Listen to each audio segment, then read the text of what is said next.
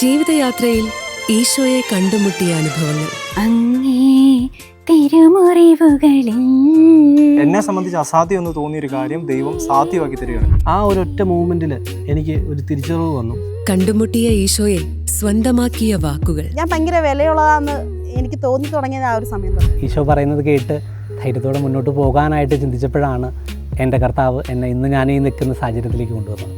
ദൈവാനുഭവം മാത്രം ദർശിച്ച് വിവിധ ജോലി മേഖലകളിൽ പ്രവർത്തിക്കുന്നവർ തങ്ങളുടെ ജീവിതാനുഭവങ്ങളുമായി. ഏത് ആക്ടിവിറ്റി ആണെങ്കിലും നമ്മൾ ആയിരിക്കുന്ന സ്ഥലത്ത് നമ്മൾ കാണിക്കുന്ന ഒരു സ്പിരിച്വാലിറ്റി എന്ന് പറയുന്നത് നമ്മുടെ ജെനുവിനിറ്റിയാണ്. ഞങ്ങളെ യൂസ് ചെയ്യുകയാണ് കർത്താവ്, ഒരു മെഷീനായിട്ട് ഞങ്ങളെ യൂസ് ചെയ്യണം. നന്ദിയോടെ ഞാൻ സ്തുതി പാടിടും ഈശോയും ഞാനും.